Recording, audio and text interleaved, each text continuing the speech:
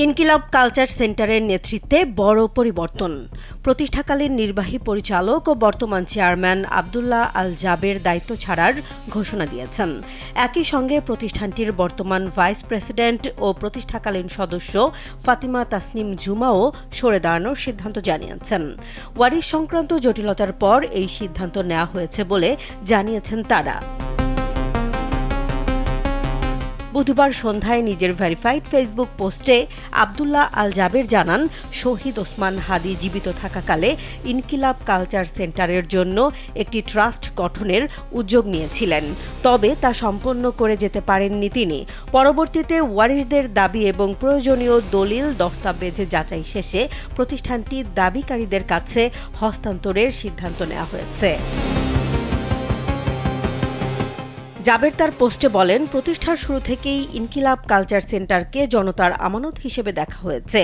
শহীদ ওসমান হাদির শাহাদাতের পর গত কয়েক মাস ধরে ওয়ারিশ সংক্রান্ত বিষয় সমাধানের চেষ্টা করা হয়েছে। পাশাপাশি প্রতিষ্ঠানটির কার্যক্রম এগিয়ে নেয়ার পরিকল্পনাও চলছিল, তবে পরিস্থিতি জটিল হওয়ায় নতুন সিদ্ধান্ত নিতে হয়েছে।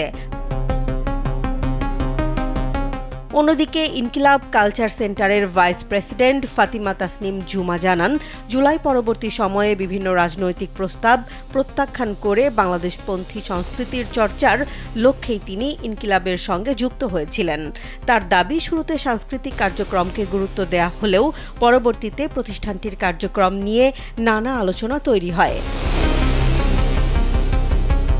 ফাতিমা তাসনিম আরও বলেন, শহীদ ওসমান হাদির মৃত্যুর পর ওয়ারিশ সংক্রান্ত বিভিন্ন বিষয় সামনে আসে।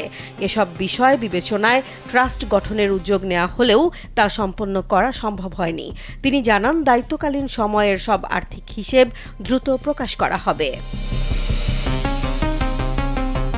আর্থিক হিসেবের বিষয়ে আব্দুল্লাহ আল জাবের জানান, শহীদ ওসমান হাদির শাহাদাতের পর সংশ্লিষ্ট কিছু ব্যাংক হিসেব ফ্রিজ থাকায় ওই অংশের হিসেব এখনই প্রকাশ করা সম্ভব নয়। তবে তার দায়িত্বকালীন অন্যান্য সব হিসেব জনসম্মুখে প্রকাশের আশ্বাস দিয়েছেন তিনি।